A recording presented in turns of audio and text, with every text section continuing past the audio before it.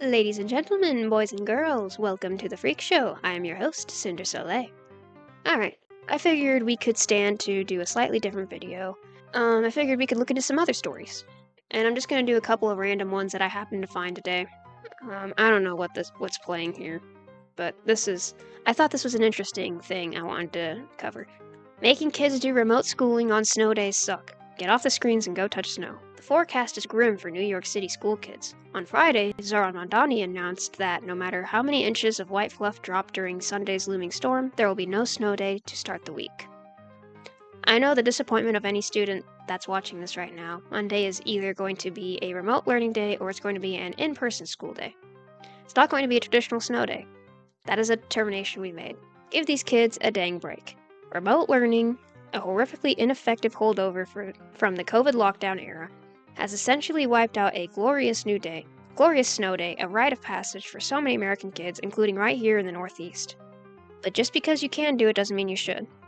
To be fair, this killjoy policy didn't start with Mamdani. In December 2020, former Mayor Bill de Blasio essentially declared no more snow days as a storm was about to bear down on the Big Apple. The Department of Education under ex-Mayor Eric Adams continued with bad wintry weather edict, much to the dismay of parents. During a 2024 listening tour for then-school Chancellor Melissa Avilés Ramos, Queen's mother, Keely Valk, aptly described remote learning as pointless.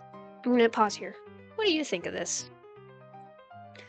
I'm undecided, because I think this idea that what even are these articles up here? What the I am right in the middle here, because blaming it all on remote learning doesn't, as a homeschool kid, I learned more from homeschool than I did from public school, trust me. I want to blame everything on just remote learning. I do think we do have a screen time issue, especially with kids. I do think kids should touch grass, or in this case, touch snow more often.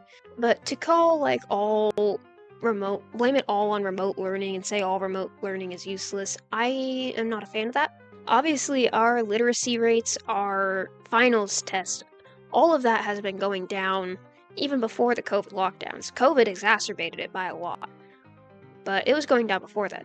Private schools is not correlated to homeschool. It's not in correlation to a lot of things. A lot of it is public schools are not teaching students the skills they need to succeed. Ever since the Board of Education was founded, ironically, our rates have gone down. Part of it, I genuinely believe, to be fair, a lot of it, and this is the one pothole that you run into with homeschool kids and doing all your work from a computer, obviously.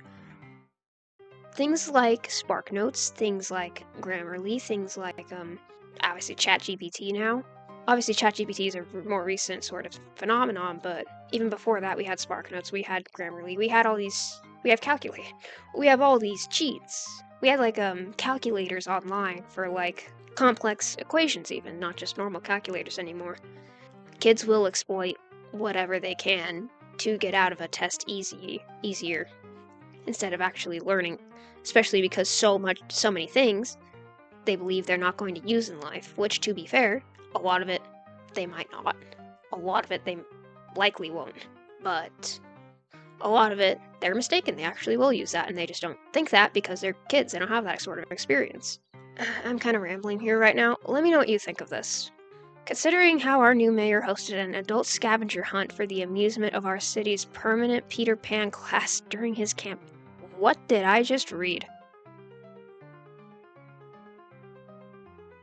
One would think he'd endorse a little free play for the demographic that truly needs it, school kids. Yeah.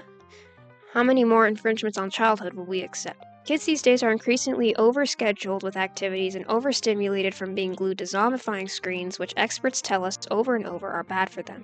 And now they're expected to sit all day and look at yet another screen. That is true. How have we still not learned this lesson, even with the technical glitches of the past, like in February 2024, when kids stuck studying at home during a snowstorm were met with login errors? Let's be honest.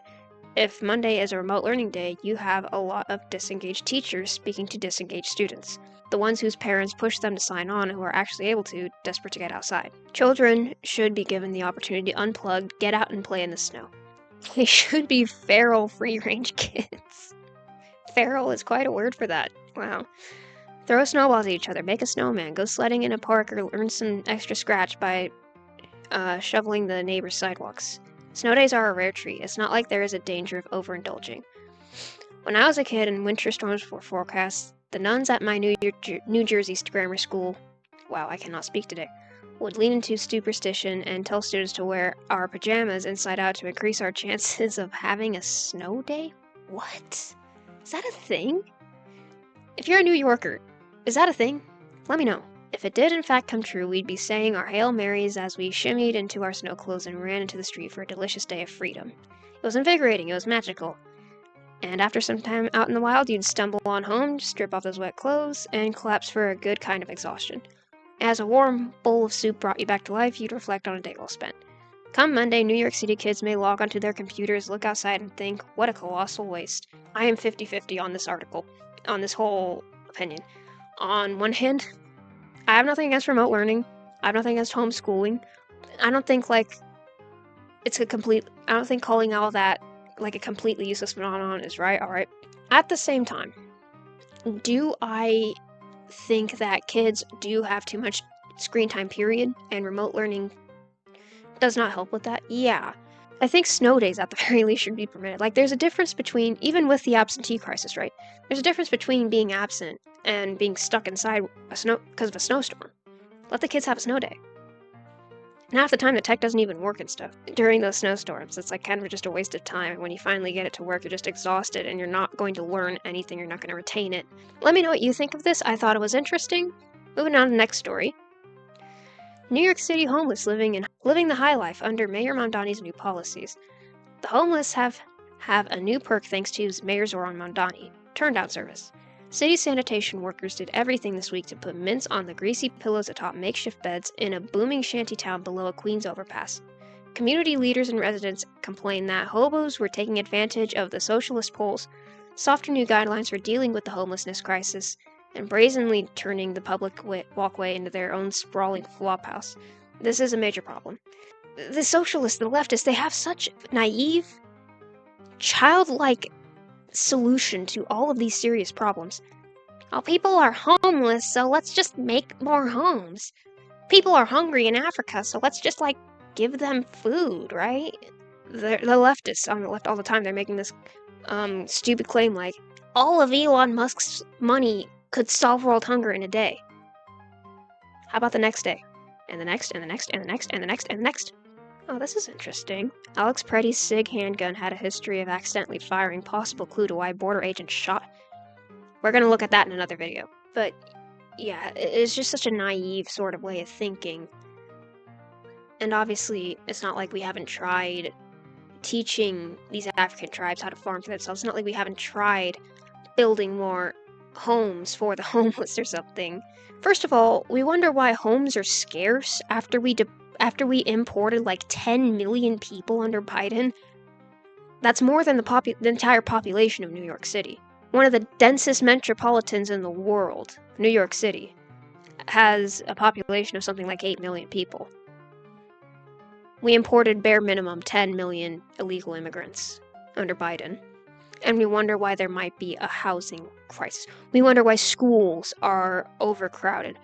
We wonder why healthcare is unaffordable. We wonder why SNAP and social programs are overwhelmed and quality is going down for the native citizens, and why vets are getting kicked out of their lodging, vets are getting kicked off of their service and getting denied their service, especially in these blue cities. Vets, a lot of them tend to vote pretty red, or at least pretty purple. Illegals, they vote pretty blue. So who are the Dems gonna favor when they're giving out the free, right? It's the same with this homeless situation. Just building houses is not going to solve the problem. There's a mental health aspect that plays into it. There's an economic aspect that plays into this. There's so many different facets that play into these homelessness crises. A lot of these people, if you interview them, there's hundreds of interviews where the people say they're not just homeless because they don't have homes, they're homeless because they favor that lifestyle. They like the benefits that are given to them by the government in these cities because they're homeless. And obviously, the drug crisis, drugs are a lot of the reason for this. Why care about living in a little apartment when you can have the streets and another block of fentanyl, right? It's really sad. Like, I'm not trying to make a joke out of that. It's really sad. And instead of actually getting these people the help they deserve in advance, instead of getting these people off the street before they can turn violent, because a lot of this population, especially when they're strung out on drugs and just not themselves, they do turn violent. You walk down a line of homeless encampments in Seattle as a woman, they will eye you like a piece of meat. I remember, oh my god, in my old town, there was the owner of this little Tex-Mex joint, and he would bring this homeless guy a little lunch that he made at the restaurant, like every day pretty much.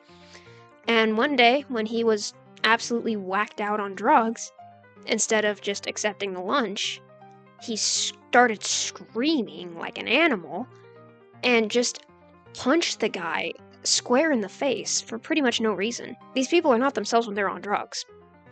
These people turn violent on drugs. And not just like it's not like a marijuana effect where they just kind of, it's not LSD, it's not acid. It is, these drugs turn you psychotic. I have an aunt who absolutely rotted her brain on meth. She's basically schizophrenic now. And by the way, California, Oregon, Washington, all of them rejected the care she actually needs. I don't even remember the reason why. It was just so sad. And that's just the lifestyle she lives. She would rather be homeless and have the drugs on the streets and be crazy than to actually get help. I think she's getting better now, thank God. For so long, we didn't even know where she was, because every time she got picked up by police, by psych wards, they just let her go because these blue cities don't care. They think letting these people rot on the streets is compassion. I get that a lot of mental health institutions, they can be like, they can be corrupted. A lot of shelters, they can be exploited by bad people. Does that mean all shelters? Like, let's take this back to the ICE situation, right? Just because one ICE officer was unjustified in shooting a man, if he made an unjustified shooting, he should be punished for that. Does that change my entire mind on the entirety of deportations or law enforcement? No, that's dumb. Like, just because one mental health facility was found to be doing terrible things to their patients, or at least one doctor did, does that change my mind and make me think that letting people with serious mental health issues rot in the streets instead of getting help, is that more compassionate? No, it's not. I was gonna say, like, New York's Strongest what? It's like an organization or something. On Tuesday, New York's Strongest carefully tidied up the disgusting digs along the Jamaica Avenue business district near 98th Street in Woodhaven, removing rickety chairs covered in filthy laundry, shopping carts, and overstuffed bins, and plenty of trash.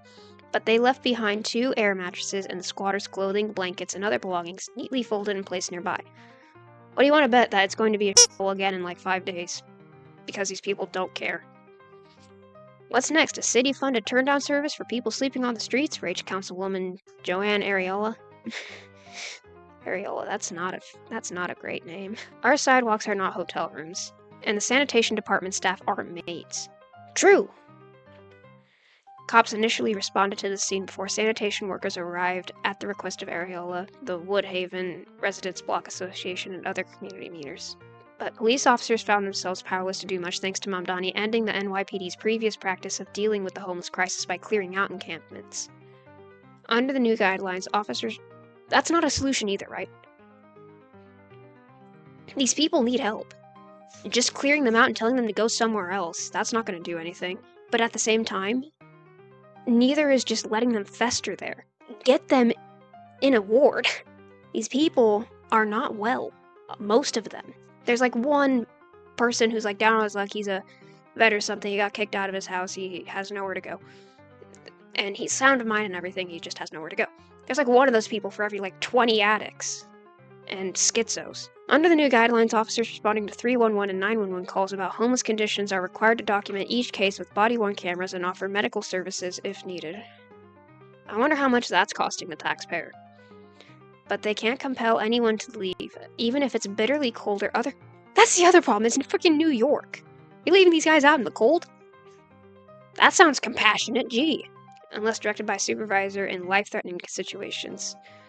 It's part of Mamdani's larger, more humane plan for dealing with the Big Apple's homelessness crisis by shifting to a housing-first approach through his planned $1 billion, wow, Department of Community Safety, which will rely on outreach teams.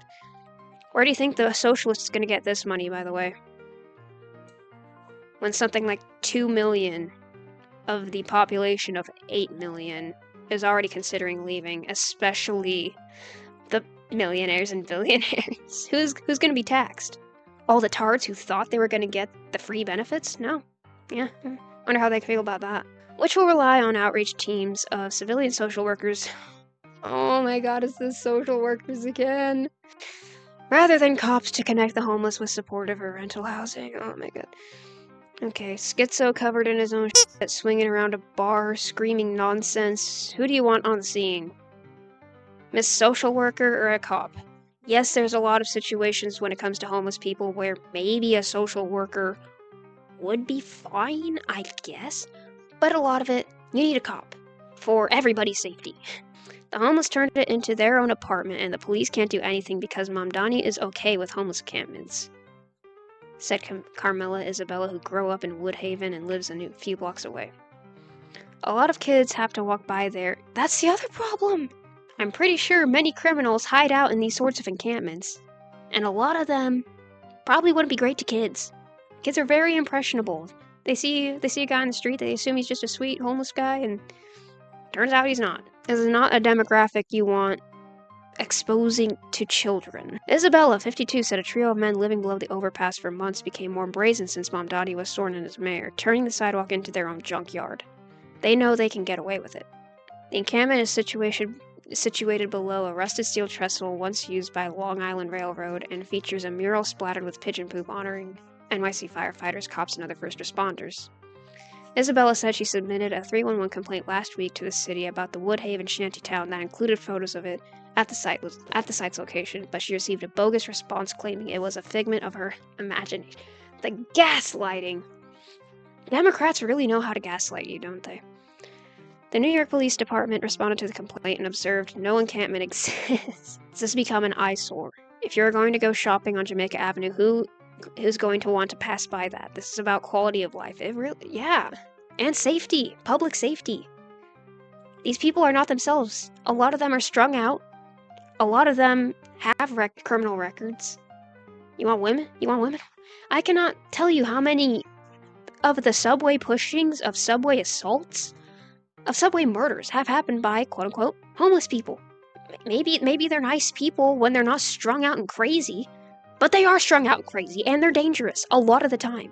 Agencies are paralyzed right now because there is no clear directive coming from the administration. If the individual has moved on and has accepted services, then this stuff is abandoned, plain and simple. Are the streets now supposed to be long-term storage sites too? That's not great for sanitation. This is absolutely ridiculous.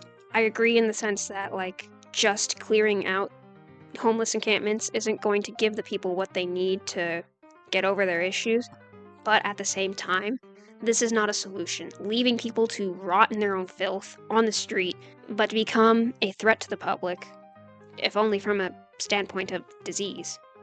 It's not a solution. I wanted to include this. I recommend you follow this guy. I'm not. I recommend you follow this guy. He's for a lot of stories like this. I just thought all the negativity, I wanted to include a little something encouraging. Influencer with 450k followers explains why she walked away from Democrats. This is not the same party I used to believe in. Left-leaning, when I felt like being on the left made sense to who I was at the time, right? But when I look back, this is not the same party. This party has gone so rogue out of such high emotions, whether that be hatred for Trump or love for feeling like they are a better person, Yes. or the, savior of the damned. What does the left stand for today that actually benefits the common American?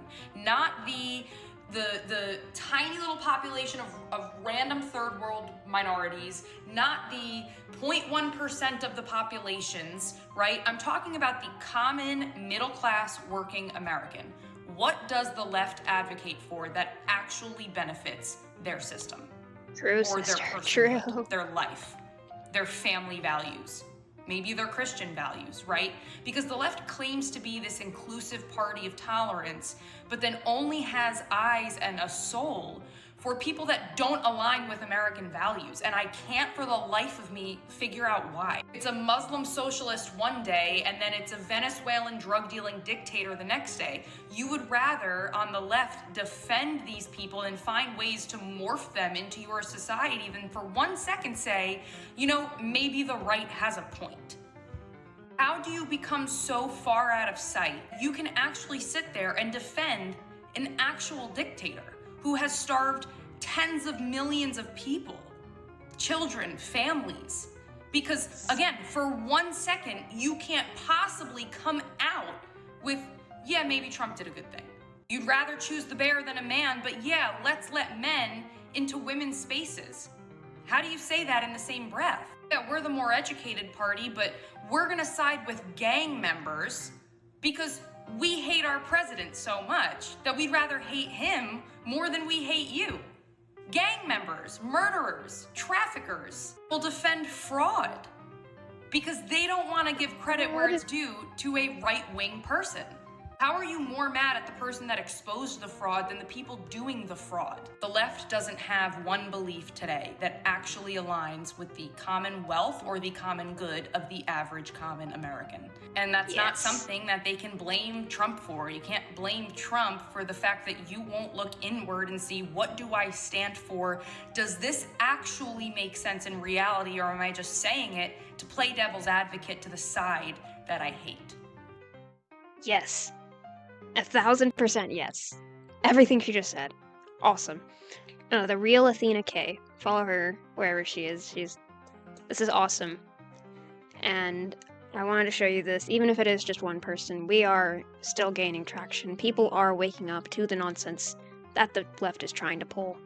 Not just the liberals, not just the old school liberals, the Marxists, the crazies, the commies, the unironic commies. They're not hiding it anymore. Here's one to make you laugh. Another ginger convert, it's an epidemic, already lecturing Muslims with her own ideology. The LGBT community has always been part of the Ummah. You cannot be Muslim and homophobe. Good luck with that, yeah. If you are a Muslim who is transphobic and homophobic, not only are you contributing to the mass killing of LGBTQ people, you are also contributing to the Muslim genocide by giving ammunition to Zionists and other Islamophobes, violently killing Muslims around the world, and allowing them to pinkwash our genocide by saying, hey, look, all Muslims are bad people because look what they would do to you in Gaza. This white lady really thinks she's one of the guys, huh? Wow.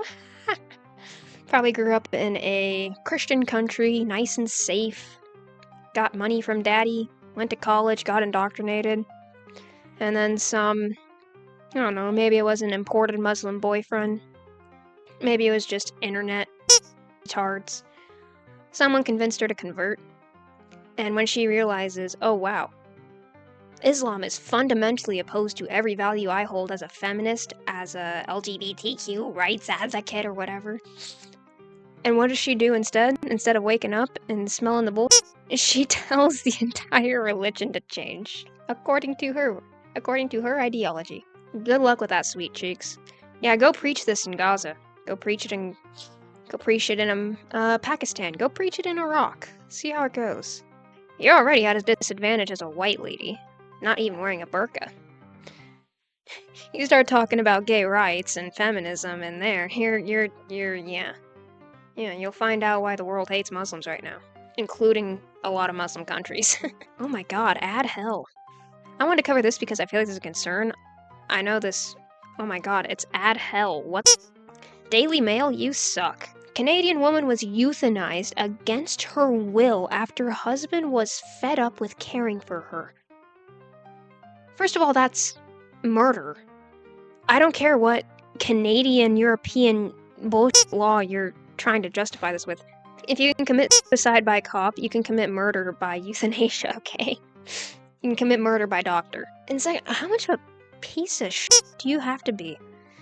An elderly woman was euthanized within hours of her husband, claiming she changed her mind after insisting she wanted to live. Canada's medical assistance in dying laws allows patients to request a painless death if an assessor agrees with their terminal condition meets certain requirements. Which, if I got diagnosed with cancer and I was undeniably going to die in just a few months, I would opt for a painless death with my dignity intact.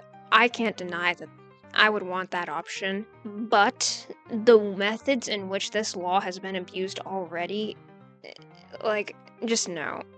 Giving the government, any policies regarding suicide, it's just going to end up badly.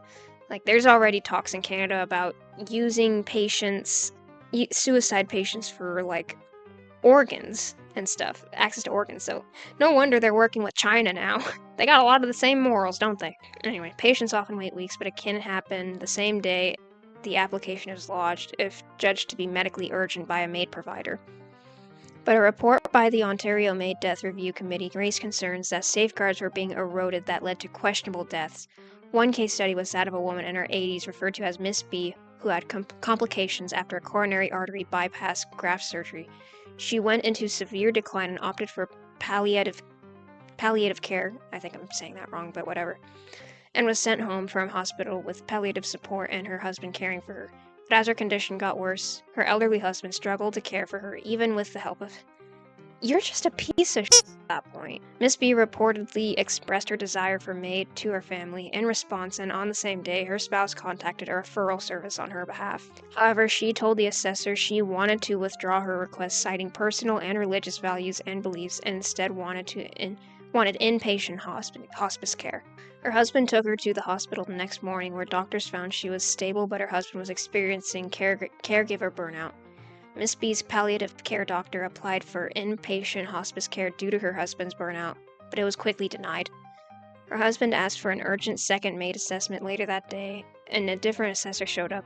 This one judged her to be eligible, but the original one, who was contacted as per protocol, objected. This MAID practitioner expressed concerns regarding the necessity for urgency and shared belief for need for more comprehensive evaluation. The seemingly drastic change in perspective of end-of-life goals and the possibility of coercion or undue influence, i.e. due to caregiver burnout, the report explained. Their request to meet Miss B the next day was declined by the MAID provider as the clinical circumstances necessitated an urgent provision. Instead, a third assessor was sent who agreed with the second one, and Miss B was euthanized that evening. That's so sad. She changed her mind. Oh my god. You went out of your way to urgently request a second assessment because you wanted her to die that bad? Ontario MAID Death Review Committee members raised concerns about how Miss B's case was handled in the report released by the Office of the Chief Coroner. Many members believed the short timeline did not allow all aspects of Miss B's social and end-of-life circumstances and care needs to be explored. These included the impact of being denied hospice care, additional care options, caregiver burden, consistency of the MAID request, and divergent MAID practitioner perspectives. Many members brought forward concerns of possible external coercion arising from the caregiver's experience of burnout and lack of access to palliative care in an inpatient or hospice setting. Yeah, I think you get the idea. You can read the rest of this on your own if you want. It's a Daily Mail article. I'm just going to say this. I can understand where death with dignity before a terminal illness can kill you. Dying with dignity, I get that. But it needs to be strictly managed. We've already heard, these stories about MAID offering death, recommending suicide to, minors and stuff, not just the elderly, not just people with terminal illnesses. Trying to sneak pamphlets to minors about how they might not need their parents' permission to access MAID, which is insane. It's getting to the point where the Canadian government is just going to go, hey, are you depressed? Have you considered killing yourself? That's insane. It really is. And there's so many ways that these kinds of laws can be abused like this, not just because of what's going on in the governmental end, but coercion, what's going on in the home. Some of these people, dementia patients and stuff, they're not even aware.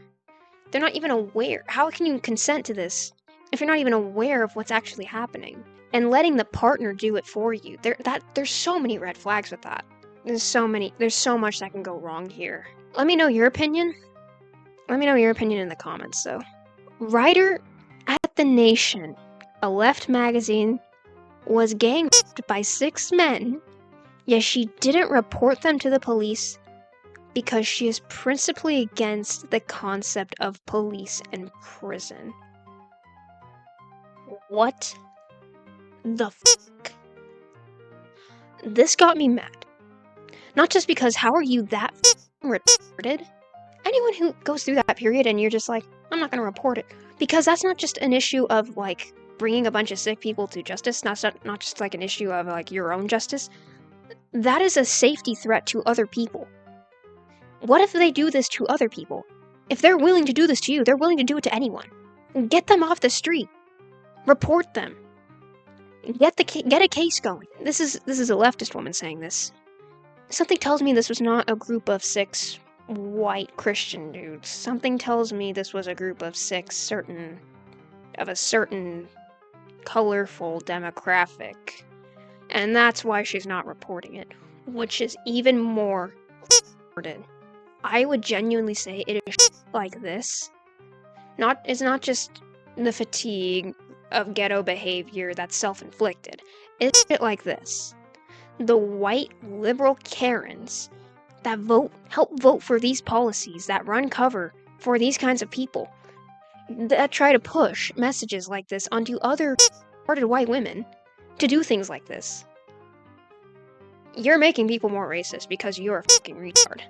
Not even the stark racism of not reporting a bunch of gang rape because you feel bad because they're maybe black, Mexican, I don't know, presumably ethnic. Again, I doubt she would do this if it was 6 white guys. Quite contrary, I think she would weaponize that the other way. It's insane. It is insane. If you want to read the full article, I'm not going to read it just because that's going to be so much censoring from YouTube. I don't even know how much I can get through. But this is an actual article from The Nation. I've heard that it might have been pulled by now, so maybe somebody archived it or something. I don't know. You might be able to find some more of it on X at the very least, but my god. These are the people who will say that misgendering somebody is violence. But they'll let this happen and won't do anything about it because you just happen to be the right race or something. You happen to fall into the right category, you happen to have the right label, so they're just suicidal empathy. This is the essence, this is the epitome of suicidal empathy, it really is. And I'm sick of seeing stories like this. Part of me wants to laugh at them. Part of me wants to laugh because, holy crap, you dumb bitch. But at the same time, it seriously is a problem, and it makes me furious because you are actively making your own community more dangerous. Anyway, that's all I got. That's the stories I have. Hopefully you enjoyed this. Like, comment, subscribe. Tell me what you think the craziest of those stories are and what your thoughts on them are. Yeah, and I'll see you hopefully in another video. My friends, my spectators, thank you for watching, and farewell.